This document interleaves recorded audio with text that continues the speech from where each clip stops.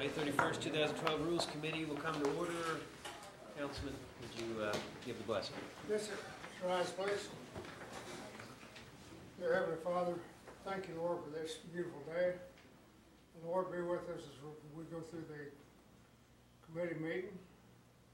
And Lord, we just pray that you'll give us wisdom, strength, and just show us give us help, Lord, in this process. Bless us on our way home today, Lord. Thank you. Amen. Let's call the roll. Here. David Walkenstick. Bill Anglin. Here. Jack Baker. Here. Joe Byrd. Julia Coates. Here. Jody Fishinghawk.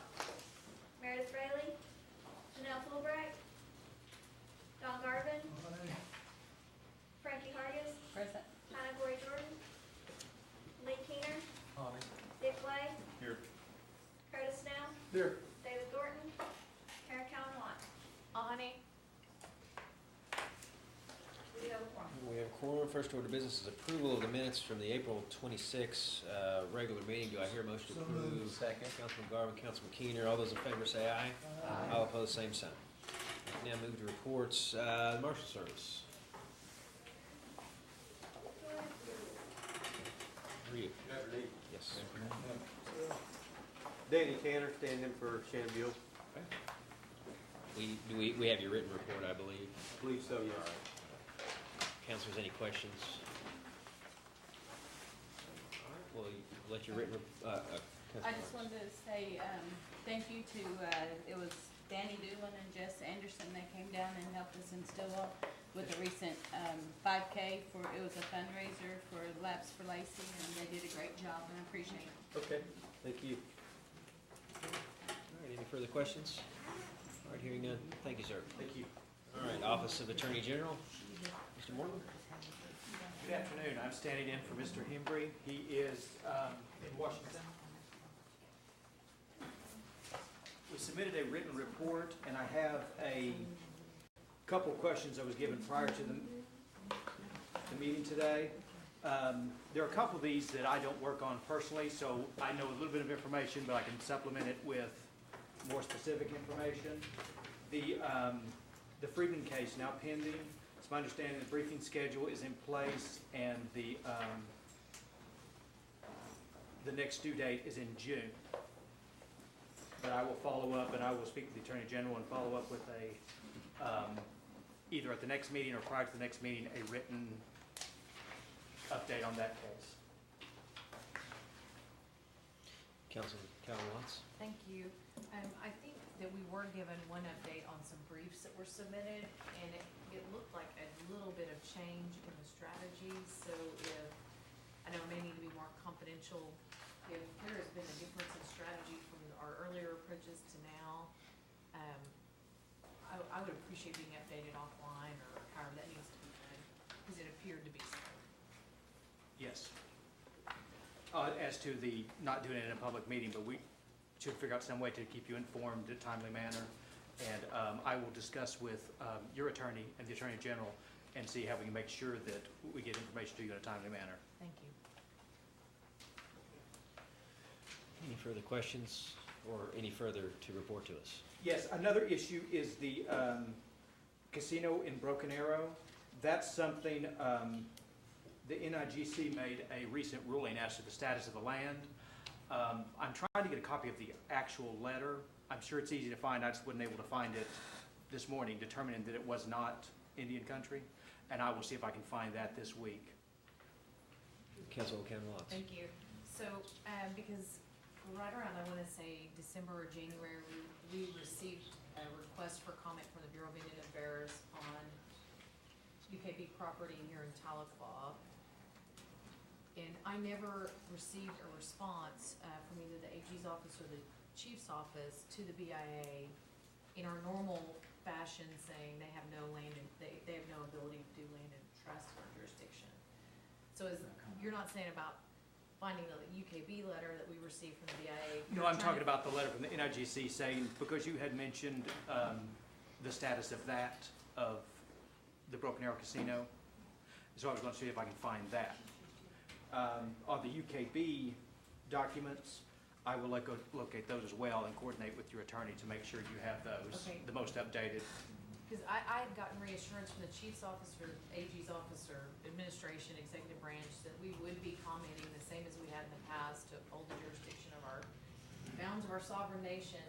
But I've never seen that we've ever responded, and that concerns me. So I'd like proof and the actual copy of the response that we sent to the BIA objecting to land into trust in our jurisdiction by a foreign tribe. Okay. Thank you. Anything further, Councilwoman? One last issue on the, Councilman Byrd, did you have a question relating to Yes, that topic? back to the Broken Arrow project. That was determined that was not Indian country, or that was not the jurisdiction of that particular Cherokee tribe? that's what I'm trying to find out, because I have read the news reports, and a lot of times they will link the documents, and I like to read the actual documents. And I'm sure they're out there, I just was not able to find a link, so I'm gonna locate that, because until I read, a lot of what you hear something is about, until I actually read it and understand it, I'm not sure it says exactly what people are telling me it says. Okay. So I would, as soon as I locate that, just for information. May I yield to one of our peers back there? Jamie, would you, if you have that information, was that more of not having a jurisdiction or not being Indian country? The way I read it, and I too am looking for a copy of that letter, but the way I read the information that I was given was that it was determined not to be under the jurisdiction of Coyote tribal town, that it fell under the jurisdiction of Muskogee Creek Nation. Correct. And technically that the land itself was not incapable of being used for gaming, just not by the Coyotes because they did not have jurisdiction. Okay. That's the way I read that. Mr. That's why I wanted to clarify, because on the news story, I always want to read what's behind the news story. Okay. And Thank you, Jamie. Mr. Morton, we had the letter from the NIGC, and then we had the court injunction. Are they on the same basis? Didn't the court enjoin the casino on the same basis? In the I'll get a Northern copy of that one as well and forward that. Of the order staying? District? Yes. Yes. Thank you. Councilwoman Kellogg, thank you. So, and I recall about I think it was 3 or 4 months ago, I can't remember exactly at this point, but I'd asked for a response from the AG's office, even if it was an informal report to us as a body about the impact of those decisions as they were being made around the Cherokee Casino situation, how it would impact our situation here and those trying to put trust in our jurisdiction here, if there were any impacts. Now that there's some decisions, it's something I'm sure we'll look at closely, and I'm sure the state of Oklahoma is looking at it closely as well. And that may also be something that's looked at in a less formal setting than the rules report. Very good. Thank you so much. Thank you, Mr. Morton. All right. Anything to report on codification, Mr. Morton? I have nothing new to add from last time, but just in case, since my technical abilities on this are rather limited, Christina Carroll with our office is also assisting. She's a paralegal, and she is making sure the process is going as quickly as possible and as cost-effective as possible. So if there was any technical questions, other than using it as a word processor and turning on the computer, it gets a little fuzzy with me after that. Understood. Any questions on codification, councilors? Okay, Councilwoman Kellogg. Do we have an expected completion date? Is it just? It depends on factors outside our immediate control. I'm not encouraged by the laughter from the AG's office. I'm just joking. Well, the parts I can do has come earlier and will come later. We are Okay. outside my area, And so. I know you guys are working on it. I don't mean to be, but this is An painful. ongoing thing. Yeah. We're starting with a Word document. The original book that was created, we don't have a Word copy of that because so much time has lapsed. So we had to take the document that we scanned it in, and it was, recognized text recognition, but it had so many errors in it that the basis that we were working off of was flawed. So I contacted West and asked them for a keyboarding estimate to where they could take those books and they could turn it into an exact replica of the textbook that we have so that we can have a solid base to work from. So that way we're not having to go through and fix every line and be editors, because that's really not our strong suit. So, to do that would be really difficult for us. So we've got that result, and now that we've got our budget going, we'll be able to go ahead and get that part done. We've also sent them the entire copy of our legislative acts and our resolutions so that they can give us a quote to keyboard all of those and how to merge those documents together as one and do the entire process for us. What I need is that quote so that we have an idea of, is that astronomical? Is that something we can do? Is it feasible? Et cetera. Can we have that as a separate report in writing Sure. for next month and ask them for timeframes? Yes, I have sent them, I sent them an email yesterday. I sent them an email last week and I sent them an email this week. Last week they said, we're almost there. I sent them one again yesterday and I haven't heard back from him.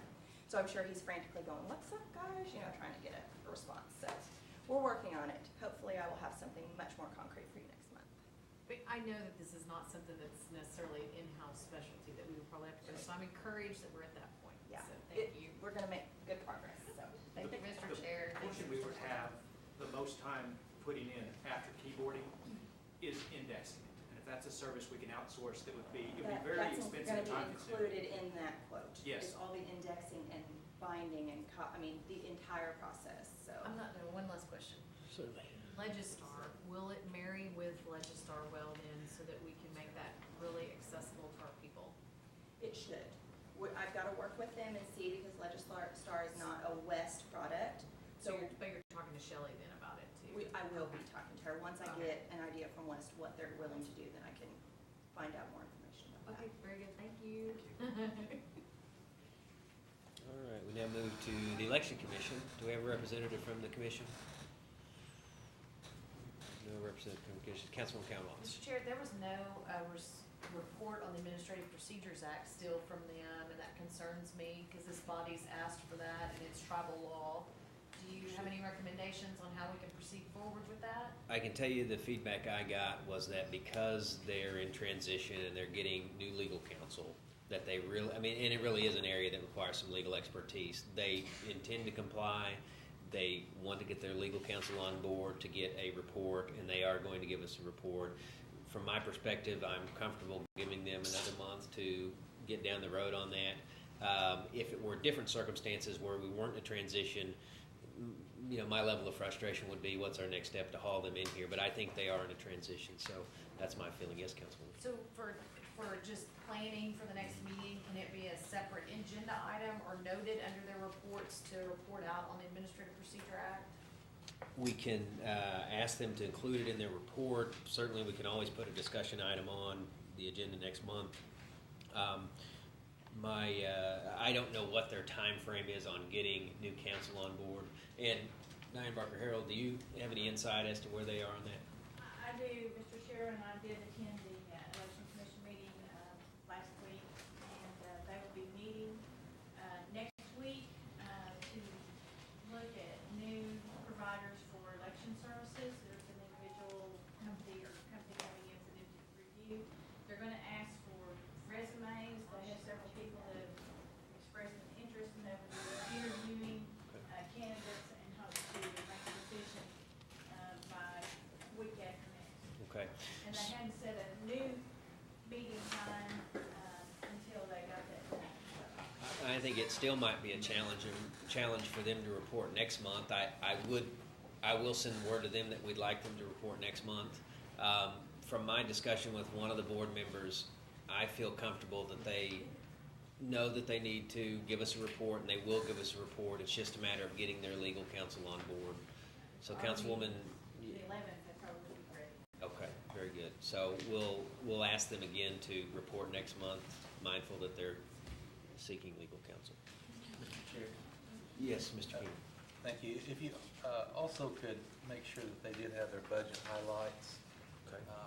Because I know that's going to be, potentially problematic with elections coming up and so forth. So just want to make sure everybody's good on that. Thank you. All right, so budget highlights and the APA report is what we would like from them next month. All right, thank you. Ms. Webston of the Tax Commission. Afternoon. I believe you do have my report, and I will try to address any questions that you might have. Any questions for Ms. Webston? Okay, very well done, thank you. Ms. Hanvey for self-governance. Afternoon. A couple of updates updates that I have for you, recently is within the month of May, we had, the self-governance conference. There were a couple of things that I wanted to mention to the council and update you on. First of all, we were requested, to have a representative from Cherokee Nation, make a presentation on our PACE program. There were several tribes, nationwide that were interested in that program and doing something along that line, looking at us as far as best practices. I contacted Rick Richards, and he made a presentation, and I'd like to thank him for doing that. We got a lot of positive feedback on the PACE program that the nation is operating. Another item is we have been participating in a pilot project. It's called TDE, or Tribal Data Exchange. It's a program where the Chickasaws have a contract with the Department of Interior to digitize and make available electronically the submission of all of our DOI reports. In conjunction with that, we have a conference call scheduled to look at our realty department as one of the larger programs. It was brought up to us to check into whether or not we wanted to be the pilot in that area as well, to help establish the data elements that would be included in that system. We have a conference call set up. I'd like to find out more about it before we commit to anything. But it's always good to be on the front end of new things that we know will be coming down the road, and possibly for us to help set up that system. It's just a matter of what are they expecting from us. And again, that system would be to gather all of the information for the GIPR reporting, all of our reports for eventually for real estate services, for social services, for what they call minimum data, or the reports that the tribes submit every year. In other words, it would be combining all of the different reports that we submit for the tribe. So it would be centralized and one report that we would be submitting. One item that I wanted to mention to you, and this may be a little preliminary, but it's exciting news to me, and I wanted to let you all know and brief you on. There are provisions that were included in the Indian Healthcare Improvement Act when it was passed, that allowed the Veterans Affairs and IHS to coordinate and to work together to provide services to veterans.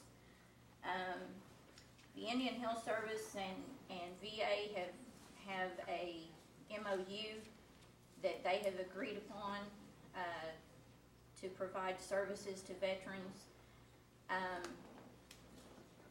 However, for that to get down to the tribal level, for us to be able to actually incorporate that into our programs, the IHS has been considering doing a pilot of that. It's been basically 2 years or better that this has been in process.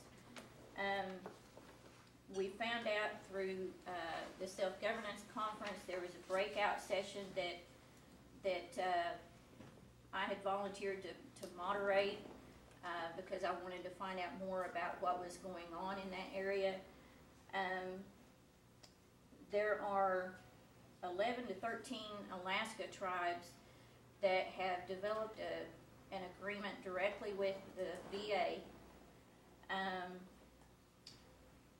and several Oklahoma tribes, we've been discussing the possibility of us getting together and developing a similar agreement with Veterans Affairs. What that means is any services that we are providing to veterans currently, those services could be reimbursed by the VA if they are eligible under the VA eligibility criteria. So, and that also includes, could include pharmaceuticals. We have a template agreement that the Alaska tribes, it's already been approved through the VA. So in other words, we are starting some preliminary meetings with some other tribes here in Oklahoma to see what we can work out here in Oklahoma with the VA. One last item. I wanted to let the council know that in regards to our Recovery Act grants, we had an on-site review this week of one of our programs. The OJT program had an on-site review. We have not received an official response to that as yet. They did have some preliminary findings that we will be going over and responding to, but I did want to let you know that we have had some on-site reviews. And I think that's the end of my report unless you have any questions. Councilwoman Carol Cowan Watts. Thank you, Mr. Chair. Are you talking about where, I understand, just scuttlebutt, I'm trying to verify and see what's fact. Did the BIA come in and review our real estate department? Is that what you're talking about? Well, in my report, I mentioned a review by OST, which is the Office of Special Trustee. That's where they come in and review our trust programs. Is that However, well, the OST review is something that's done about every 3 years. I think what you may be referring to is a review that was conducted by the regional office. Those are two separate things. We had just been reviewed by OST, and we haven't got a final report on that. In the OST part, that's part of the settlement, the Cobell lawsuit then?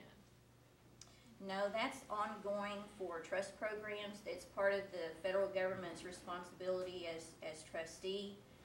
The BIA review of the realty program is, that's not a normal or ongoing process. That would have to be. If we're a self-governance tribe, how do they have the authority to come in and do that then? Usually the only way that the BIA would come in and conduct a review or anything would be if there's, first of all, if the tribe requested one, but otherwise, it would be if there's imminent jeopardy or if there is gross mismanagement of some kind, and they would have to, and that's where they start the process of taking the program back from a tribe if there's gross mismanagement or something like that. So, I mean, we're compelled to ask them, which situation are we in? It was at the request of administration.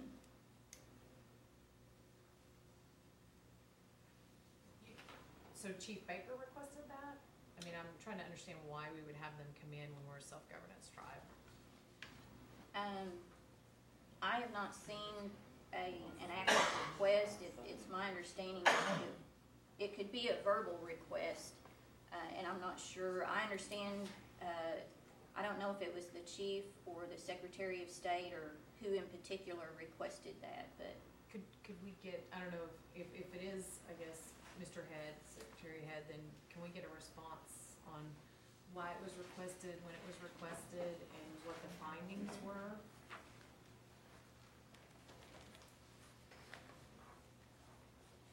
Were they looking for something in particular? I mean, I guess, and you may not know if you did not make the request or we don't have anything in writing. Was it just a broad, we think realty's not doing their job request, or was there something going on? I'm really struggling if we're gonna be a self-governance tribe and we have responsibility for this, why we would ask the BIA to come in. So I'm looking for more details. Okay. Could I address that, or could I direct a question to her? Because I think that this is something we would all be concerned about, so. Yes, go ahead. Vicki, was this not in conjunction with the TAMS project that was contracted from the BIA? And there's some time, deadline issues? Yes and no, and let me clarify that. And I certainly don't mean to speak on behalf of the Secretary of State. He's in Washington DC this week, but it's my understanding that with the new administration coming in, that certain programs they would want to do have a third party come in and do a review of how we're doing or what the status is of those programs, and had considered, the BIA as the regional office a independent, or not exactly independent, but a third party review of those programs. The issue, I think, on realty was in relation to the TAMS project. And it's my understanding that, well, keep in mind that the TAMS project, just so that you all know, it's a project to get our title records updated and so we have a better handle on the title records for the entire nation, the jurisdictional boundaries of the nation. However, this whole project was initiated by the tribes in response to the Cobell settlement, and basically it has to do with the 5 tribes and our particular situations here in northeastern Oklahoma, and the ability of our tribes to have our citizens participate in the settlement, since our records were not up to date, and it would take quite some time to get them up to date. And keep in mind, from a historical perspective, that it's my understanding that when we compacted the real estate functions, that they were not updated at that time. That's before my time in self-governance, but that's my understanding from a historical standpoint. The TAMS project was, here again, a tribal initiative where several of the tribes had met at the regional office. That was originally when Bob Empson was acting director. Keep in mind, there's been several acting directors over the last few years. But we originally sat down with him, discussed the situation and what we could possibly do to remedy that, and to ensure that our citizens had the opportunity to participate in the settlement. After quite some discussion and some other things that took place, we had some people work with OST and the BIA in trying to secure some funding to help us with that. We drafted a MOU or an amendment to our funding agreement, actually, is what it turned out to be. And the tribe received about a little over $2 million for that project. There's, I think, some disagreement as to how far the nation has gone in that project and the timeline that the BIA expected versus the work that our staff have accomplished.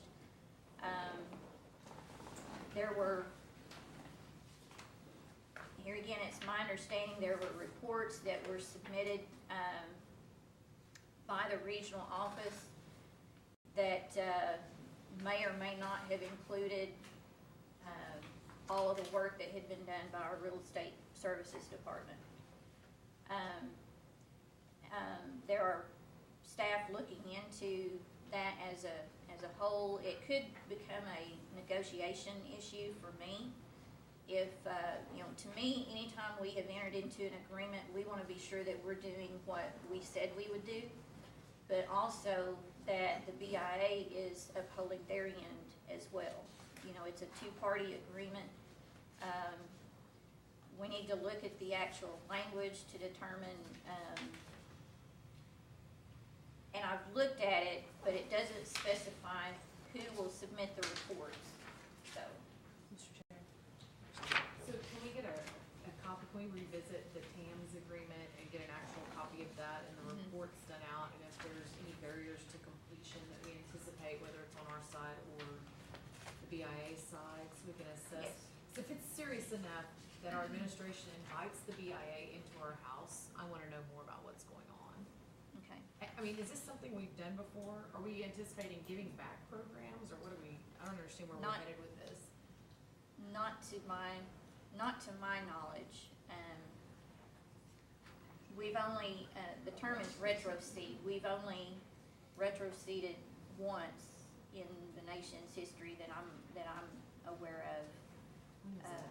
What was it? It was for a period of time with the Marshal Service years ago, but we retroseeded for a period of time, and then we are currently operating the Marshal Service again. We've compacted that back. If we could have that report, I'd appreciate it. Okay. I do have one other question. There was a GAO report that came out on the non-federally recognized tribes. Okay. So, will we be taking action as follow-up to that? And what will that strategy be in DC? Because there were a number of fake Cherokee tribes named, and it actually specified opportunities for federal consultation, either where the feds weren't complying with their own laws, or we have opportunity to clarify so those folks don't continue to get money. I can check into that and respond to you on that. And I can also provide, on the TAMS project, I have not been involved in the day-to-day review and the work that's been done, but I can check with the staff that have been doing that. But I can provide you let me be clear what you're asking for. I have the TAMS agreement with the BIA. I believe I have a white paper that was done at a self-governance conference some time ago that it's just a one-pager that explains the situation that's been shared on the 5 tribes. Is that sufficient? Is that what you're requesting? Let's start there. Okay. Thank you. Thank you, Mr. Chair. Thank you, Counselor.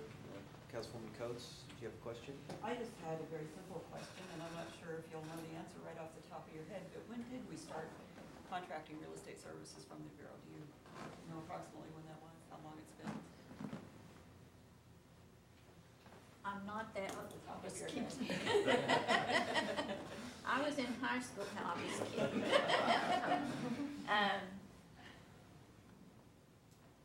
If I'm not mistaken, I think it was compacted, or a portion of it was compacted when we first, with the very first compact and funding agreement, which would have been in '93. Now, if that was the full program, I'd have to check, but I believe it was in '93. So this is one of the first that we compacted, and or contracted, and it's one of the longest that we've been contracted. I think so. Okay. Keep in mind, that was before All of our times, right? before my time. Okay, thank you. Thank you. Councilman Byrd. One of the reasons that the Bureau is still involved in our program is self-governance, by tribe being self-governance, and you have to realize where the funding comes from. It still comes from the Department of Interior. That's one reason they can still come in and look at your books. All self-governance does, it allows us to manage our own funds. There's not a entity over there that's taken our funds and distributing them out like some tribes who are just 638. One of the first, I think, programs might have been health, back when Mark Downing was here, and Deputy John Ketcher and I, with the DC and negotiate that self-governance compact when Manuel Lujan was in office there, Department of Interior. And I think you're too young for that as well, Vicki, but it was in the early 90s when we did I that. was gonna say, I was here at the tribe, but I wasn't involved in the negotiations at that point, but I was in finance during that time. And that's one of the reasons the Bureau can still stay involved in your affairs, because the funding actually still comes from Department of Interior. Is that correct? Yes and no. It's a yes. They do have oversight, Yes. responsibility and trust responsibility to Absolutely. ensure that programs are being conducted in accordance with, laws and regulations. I can actually check into the, in what circumstances they can do that.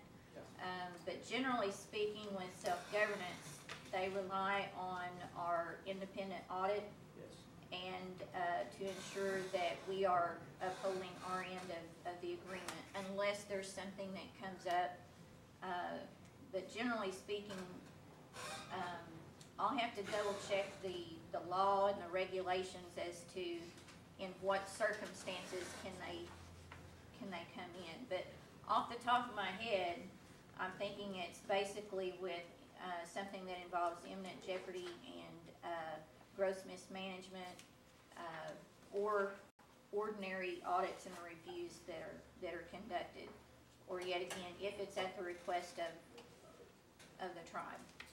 Thank you. And keep in mind that technical assistance, we can request technical assistance at any time. And it's also in the TAMS agreement that we can request and that they will provide technical assistance to us. Okay. Thank you, Vicki. Councilman Keenan? Thank you, Mr. Chair. Ms. Hamby, could you brief us a little bit on the contract support cost claims and current issue? Briefly. Briefly, oh my goodness. Well, or maybe outstanding things that you think are the main concern that we need to know. Well, the outstanding thing that's on my plate as a priority, and getting funding is usually at the top of my priority list, is on the Veneta Clinic. There are funds that we can request for direct contract support costs. There's some issues around that in that we have not been paid yet for some of the funding for the operational. You know, a joint venture is that we will build the facility and then the IHS will contribute funds for operations. Along with that additional funding that we get for the operations, we can request funding for contract support for those dollars. And there's a separate pool of funds for that piece of contract support. We have a short turnaround to get that submitted and to get that negotiated. The first step is to have them to agree to how much they're going to pay us for this first year. And I know that the health department has drafted that request. I don't know, let's see, it was just a couple of days ago that I visited with Dr. Grimm, so I'm not sure if that's actually been submitted or if they're just drafting it at this point. But that's the first step, so I know how much money our agreement's going to increase. But we have a short turnaround to get that turned in. That's at the top of my priority list, because that would be funding in a separate pool that we are eligible for if we can get it negotiated and in our agreement. We still have the issue with the Indian Health Service director not releasing the shortfall report for legal reasons, even though they have in the past. That has also now spilled over into DOI, and DOI is also now not releasing the shortfall report. I attended both agencies' meetings they had on contract support, and there are some issues with Indian Health Service with the gosh, I don't know how much you want me to get into the details, but there's issues that the tribes and the agency are having with FACA regulations, which is the Federal Advisory Committee Act. They're making it's very difficult to conduct committee meetings anymore, in how they're trying to be very legalistic in how those meetings are conducted. To whereas in the past, we all sat around a table and was trying to come to solutions, and it was an open meeting. Anyone was allowed to talk and to have input. That's really not the case anymore. So it's making progress on contract support costs very difficult. The attorney for the group, Lloyd Miller, has submitted a FOIA request for that contract support cost data. That FOIA request was denied by Indian Health Service. That has now been appealed to the department, so to the HHS level. And I haven't checked in a few weeks as to what the status of that FOIA appeal is at this point. So Thank you. I wanted to know. maybe more than you wanted to know, but That's just right. okay. We need to know because those are serious, could have serious implications for our health service. Thank you. Thank you, Mr. Chair. Any further from Ms. Hamby? Thank you very much. Mr. Hummingbird. Mr. Chair, council members, I apologize for not being able to get my report in before the packets were compiled, but I do believe you have a copy before you today, so I know you haven't had a chance to read it. If you have any other questions for me, I'd be glad to answer those. Any questions for Mr. Hummingbird? Incidentally, I got a copy of the Kyaliji tribal letter while we were sitting in the back there, and I'll make sure that legal counsel has a copy of it here just shortly. Good. Okay. Thanks, sir. Thank you. All right. Last item is Registrar Citizenship Data Update. Mr. Justice, is anyone here to report on that? He's Madam Speaker. actually, I was notified that he's trying to put together the last of some projects that various counselors have requested for redistricting at 4 o'clock. And if we could just, he'll give his report next month. We'll hear from him next month. Very good. All right, we'll move on now to the first item under old business, which is my item, and I would like to, actually like to withdraw this item. I feel confident that we're putting together a capital improvement project that could address this issue, so Shelley, if you'd note the withdrawal of that item.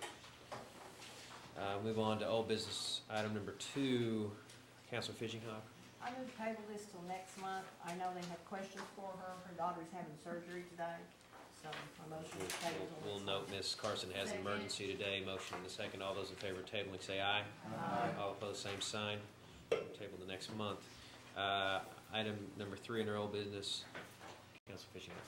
I motion to table this till next month because there are some holdovers from the previous administration. They're wanting some of them to stay, even though their terms expired. So I move to table it till next month. Very They good. will have- They will clear that up. We have a motion and a second. Motion by Councilor Fishinghawk, second by Councilor Count Watts. All those in favor say aye. Aye. All opposed, same sign. And it's tabled to next month. Item number 4, Councilor Count Watts. Thank you. I believe that the AG, I don't know if we need a motion to approve. Sure, go ahead. So we have And do we have a second to get us into discussion? Second. Okay, we have a second. Okay, go ahead, Councilor. So I believe the AG's office and Mr. Morton has some concerns that he wanted to present. Ms. Morgan, go ahead, Because sir. the amendments are in front of you in the packet in red. Right, okay. Yes. a possible consequence that has nothing to do with the amendments is there is the appeal procedure contained in the APA, but there's also a appeal procedure contained in the Taro Act. The two, if they remain the same, will conflict with each other on several items. And so on the portions I'm specifically talking about on the APA, I believe it's Article 4 and Article 5 of the APA where there would be a conflict. Are you saying that the amendment embraces Taro into the APA, and are you saying that would create a conflict, or there's already a conflict? There would create a direct conflict making them under the APA appeal process to your current Taro appeal process, which is like Section 26. I started on a chart, and I haven't got all the differences, but I found a couple that would directly conflict, and some just are confusing. So it would be difficult for a person to figure out how to appeal and the actual process of appeal. I see. Okay. So, and that's just for information about a possible problem that would be in the future if both of them stay exactly as they are. Councilor Cowan-Watts, you still have the floor. Do you have any And response I to that? think, Mr. Morton and I were able to talk about this prior to the meeting today. So I think these are valid concerns, and Taro works, like their appeals process, from what I can tell, 8 years of service of the tribe that I've had, is that it really seems to work. So I don't want to alter that process. So I want to make sure, and I'll work with Mr. Morton outside of this meeting to make sure there's not additional amendments that need to be brought forward to help make sure that we separate those two processes. But I still would like to see, assuming the body passes it, that the Taro board, when we look at the work that they do and the regulations for both Taro, for Taro, our Taro vendors, that's a more transparent and open process with the involvement of those constituents. And I think that if they were to comply with the APA in that regards to that portion on how regs are changed in a timed fashion, in an open fashion with public input, that it would, that would be a better place for us. However, the APA doesn't just stop there, it goes on to the appeals process. So I will need to work with them to work through those issues. But I still think that other framework on transparency and input feedback needs to be done. So I don't know if there was any other issues that people had that they wanted to put out on the table before we tabled it, but. Councilman Keener? Mr. Chair, I'd like to make a friendly amendment, if I may. Under Section 102, after Tax Commission, comma, Cherokee Nation Tribal Employment Rights Office, Taro, and Housing Authority. The commission? Yes, the commission. I'll accept that as a friendly. That's been a because friendly, they should- accepted by Councilman Cowan-Watts. What about this? Who seconded that? Councilman Coates agrees. Okay.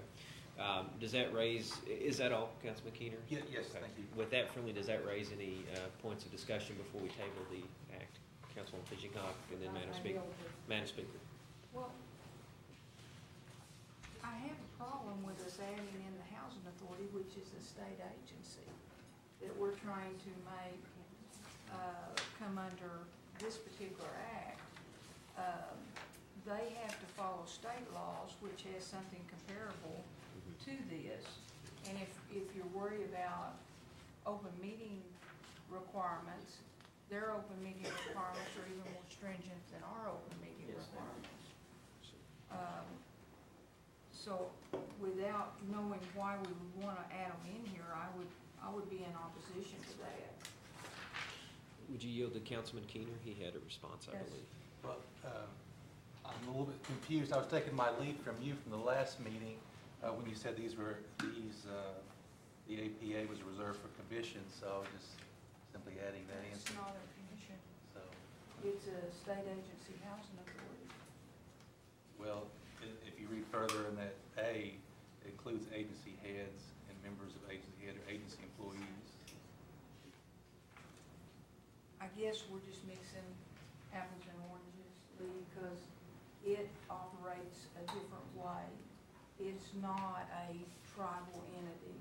It is a state agency housing authority. It's not part of the tribe. They have their own money. Now, when we send them money, then we do it with an MOU, where there are certain requirements that we put on them. But if they're using their own money, they're just a state agency. People get that confused because it's got Cherokee Nation's name on it, but they are not set up under Cherokee Nation.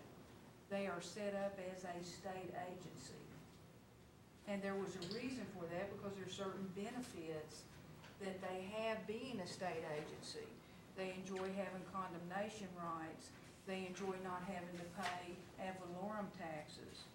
So we can't just necessarily take the benefits and say that they have to do everything else that we tell them to. They're set up as a state agency for a reason, because there's certain advantageous things that we get from them being a state agency.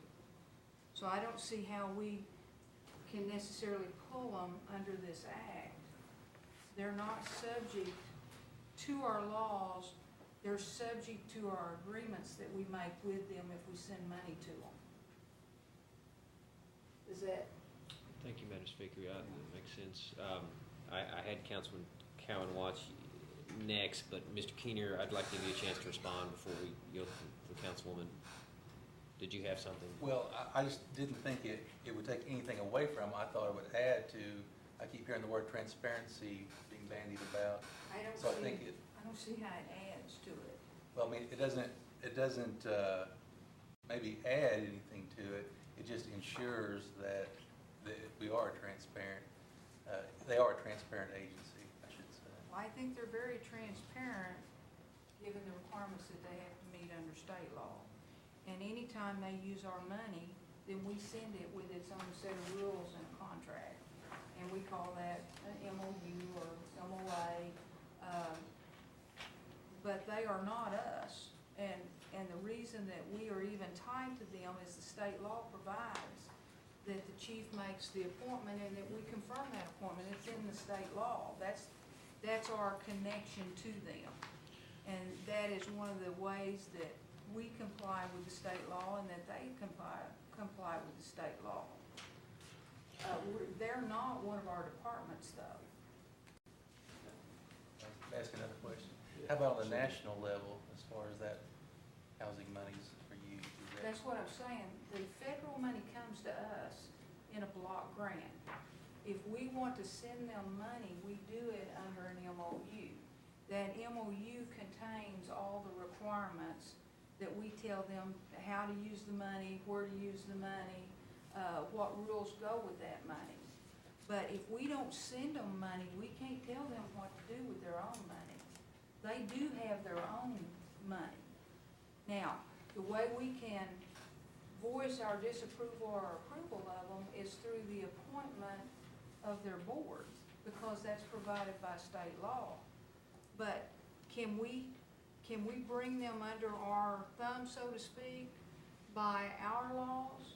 I don't think that would be appropriate, because we do not own a state agency. They're set up as a state agency for a reason, because we wanted to take advantage of the advantageous things that they had to offer as a state agency.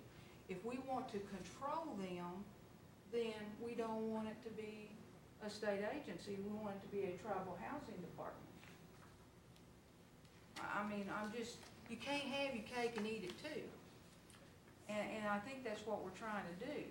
We want them to be a state agency to take advantage of what they have to offer, but then we want to put them under our thumb. Well, the only connection we have to them is the appointment by the chief of the board and confirmation by the board of us. And that's provided for by state law. I question whether they should be in any of our laws. Because every time we do something like this, I think we bring it closer to they no longer have that state agency look, and at some point they're going to say, well, you don't need those condemnation rights. You don't need, and most importantly, the tax benefits that come with them being a state agency. We pay something like $50 a house versus $700 or $800 on ad valorem taxes. there's a huge advantage tax-wise to the houses that we have on the ground and the houses that we plan to build in the future. There's a huge tax advantage to us. So we don't want to get to a point where they say you no longer can use those advantages. That's just my 2 cents. Thank you, Ms. Figure. Since we are, I think, poised to table this, I think we had 2 more council members that wanted to speak. The sponsor, Councilor Cowan Watts, you were next, and then Councilor Fraley. So, Councilor. Hold on, because we're gonna table it, there's a lot more discussion, and I'm not done on particularly the housing authority. So I'll wait and table. Councilor Fraley. Connie, maybe you can answer this for me. If there's a dispute, the jurisdiction of the housing authority falls under the state, It correct? has to go to state court. So there would be a conflict of laws here then if we, okay, I'm clear now. Because they have laws that they must adhere to state laws. And I think we're getting into an area where we're going to have a conflict. Do we have a motion to table? So moved. Second by Councilman Byrd. All those in favor say aye. Aye. All opposed, same sign. Okay, table the next month. We now move on to new business. Item number 1, Councilor Fishing Hawk, would you introduce this one? Yes, this is a resolution confirming the nomination of Judge Garrett as a justice of the Supreme Court. And I believe he's here to answer questions. To get us into discussion, you have a motion? I have a motion. Okay, we have a second. All right. Mr. Garrett. I call him Judge Garrett because he's been a judge so long as I have. Well, welcome. Do you have anything you'd like to say to the committee? And Well, other than I'm very honored to be considered for this position, and if allowed to serve, I will do my best to make the nation proud. Thank you, sir. Do we have any questions for Mr. Garrett, Councilwoman Cowan Watts? Thank you, Judge Garrett, Mr. Garrett, for being here. John, whatever. Yeah, so we appreciate you as a tribal citizen Thank stepping you. forward to accept the chief's nomination and be considered for our Supreme Court. I understand in 2006, I believe, you handed down a decision, I think we talked about it in this forum before. Yes, we did.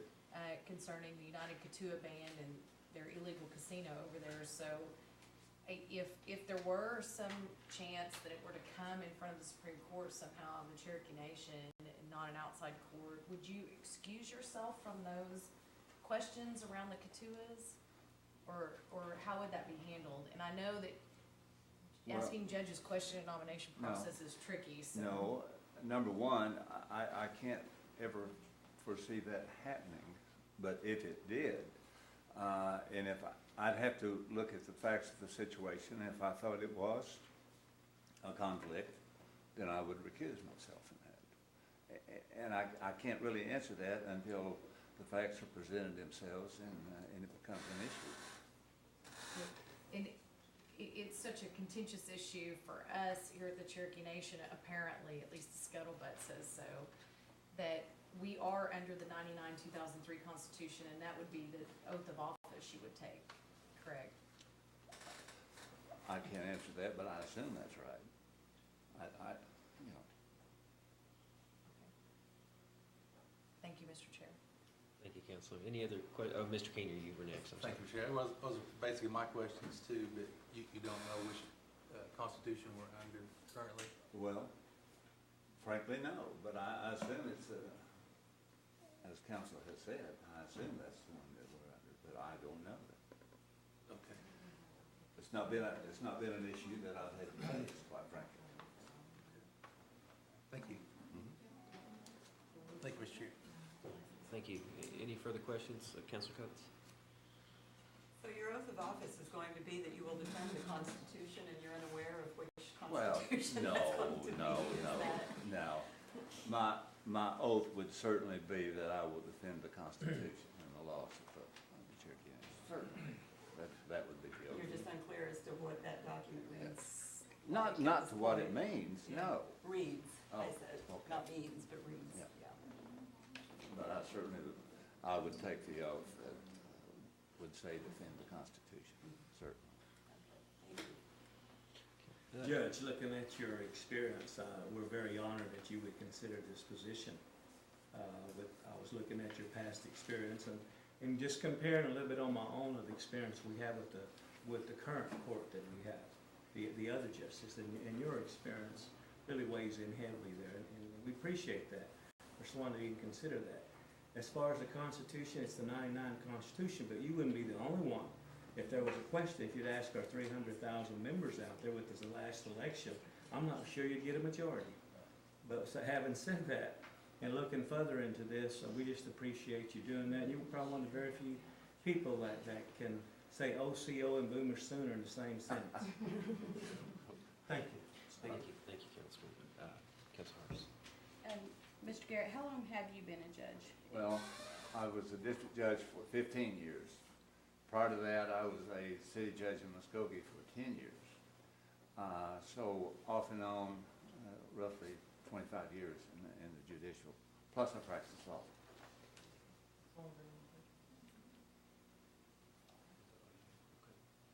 Anything further for Judge Garrett? Madam Speaker. I would just like to say I've had an opportunity to be in Judge Garrett's courtroom numerous times when he was an active judge, and I believe he'll do a fine job as our Supreme Court judge.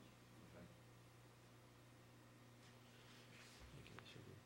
Well, I appreciate the depth of experience that you'll bring to this job. It's just so critical that we have seasoned attorneys and judges on that court, and you're definitely bringing that, and we appreciate it, and appreciate you accepting the nomination.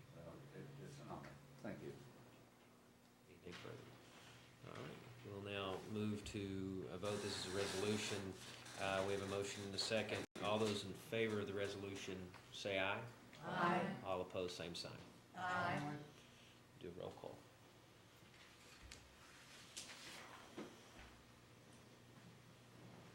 Janelle Fulbright, Yes. Don Garvin, Yes. Frankie Harkis, Yes. Chuck Huskin Jr., Yes. Tanya Gloria Jordan, Yes. Lee Keener, No. Dick Clay, Yes. Curtis Snell, Yes. David Thornton, David Walkingstick, Kara Cowan Watts, No. Bill England, No. Jack Baker, No. Joe Byrd, Yes. Julia Coates, No. Jody Fishinghawk, Yes. Meredith Fraley. No.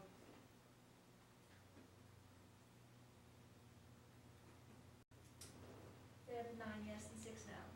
All right, thank you. All right, this moves on to full council for consideration. All right, we're now at item number 2. Madam Speaker.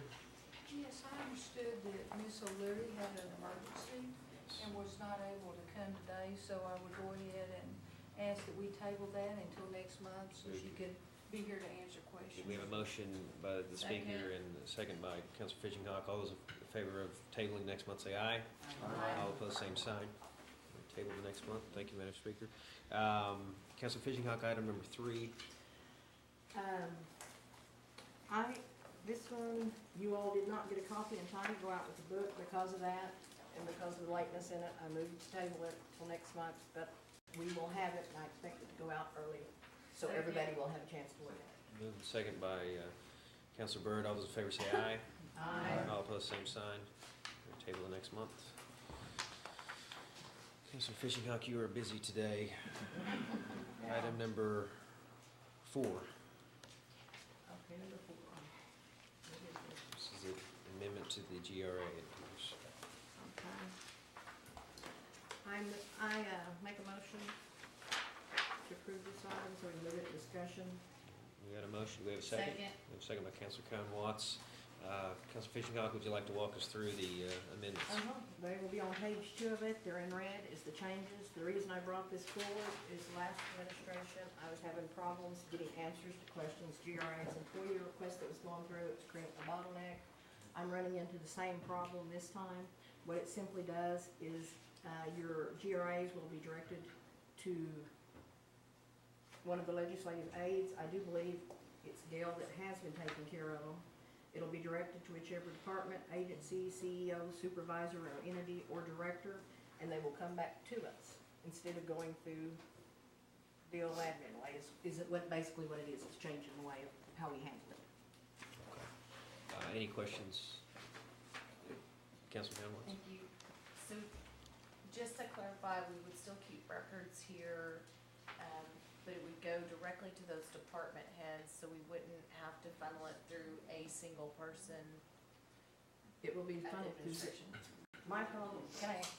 Certainly. My problem is the same problem I had last time. I keep getting extensions. I hate to call them excuses, because I'm sure they don't think they're excuses on that side, but I've seen it happen with the last administration, this administration. I got aggravated with the last one. I'm holding this one to the same standards that I got aggravated at over there. So basically, all it's doing is that they're going straight to Gail. They're not going to be funneled through the chief's office any longer. Okay, and then also the changes, also immediately distribute any GRA request one of us make to every council member, regardless of whether we ask. I was trying to read it and understand it. That's, I had to read that twice. How I'm understanding it, once I had to read it again, they're gonna be made part of the record so that any council member who wants to check. Okay. You know the book we keep them in? Right. All of this is allowed to go through the book. It's just putting it in writing. Okay. Thank you. Thank you. I have a question for, if Diane Barker here. So this act, if passed, would oblige the director, CEO, supervisor, department, agency, or entity to comply, to respond to a GRA request. That's correct. You're going straight to the bucket instead of going down the rope to get there. I assume it's still the chief's prerogative to develop their own internal protocols as to how that's handled. I mean, in other words, if a department head gets the GRA, I mean, the chief's office may well say, we want to vet that, we want to look at it. There's a limit to how we can reach, I think, into the administration, and I think this will help, but I guess I'm not under any illusion that the chief won't still have his own internal protocols to deal with Well, this. he will, because there's still a separation of the different agencies, the AG and the council, and so if the principal chief got a GRA request, he would probably consult the Attorney General's office, and probably other agencies might do the same thing, so it's not gonna probably keep the AG's office completely out of it. Nathan and I have visited about that, but to get the request moving forward, sometimes it sits a little bit at the administration's office, so this way it goes directly to the agency, and the timeframes have not been changed, they're still the same. It's just getting straight to the person who has the information as quickly as possible. I think that's the goal of it, and not have it stop somewhere. I understand. Councilor? The goal of it is to get there, but then I was also having trouble. Once they got it, I know for a fact sometimes that they have received stuff, they have waited 2 or 3 days before they dispersed it to me. And like I said, I'm not just picking on this one, had the same problem with the administration before. I just get tired of waiting them extra days when I know they've had it. Nobody needs 2 or 3 or 4 days to make copies. And it comes back to here, and then it's made it part of the official record here, so everyone would have access to it quicker. Any further questions or discussion on this item? Well, this is an act, I'm sorry, Councilman Baker. Since the principal chief is scratched out, what if there's something that goes directly to his office? Then it would follow the same procedure. It just. But he's not listed that. Oh.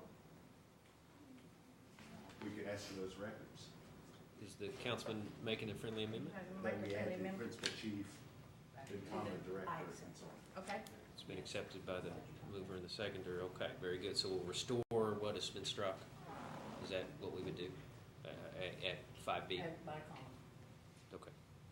Got it. The principal chief. Okay, very good. What we would need to do is to add the principal chief as one of the officials and make sure that it doesn't look like it still goes through the principal chief. Just make him one of that office one of the requested agencies or whatever.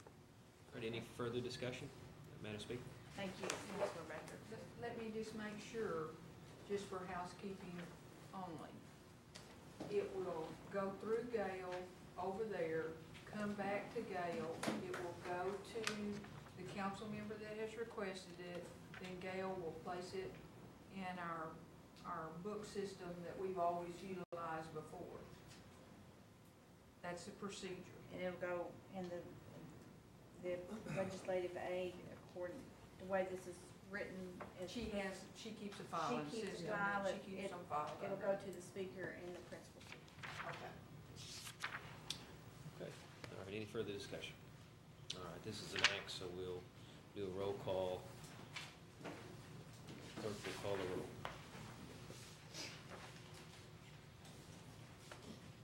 Hannah Thornton Jordan, Yes. Lee Keener, Yes. Dick Lay, Yes. Curtis Snell, Yes. David Thornton, David Walkingstick, Kara Callan Watts, Yes. Bill England, Yes. Jack Baker, Yes. Joe Byrd, Yes. Julia Coates, Yes. Jody Fishington, Yes. Meredith Fraley, Yes. Janelle Fulbright, Yes. Tom Garvin, Yes. Frankie Hargis, Yes. Chuck Hoskin Jr. Yes. We have 15 yes and 0 no.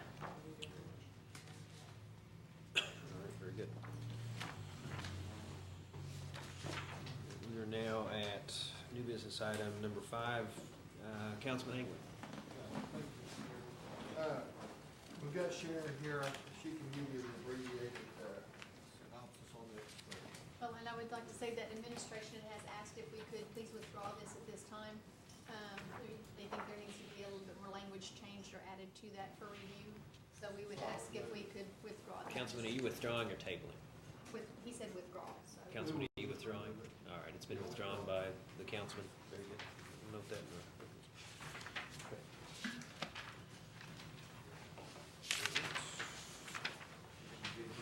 Okay. All right, are there any announcements? We have a motion to adjourn by Councilman Byrd, second by Councilman Hargis. All those in favor say aye. Aye. All opposed, same sign.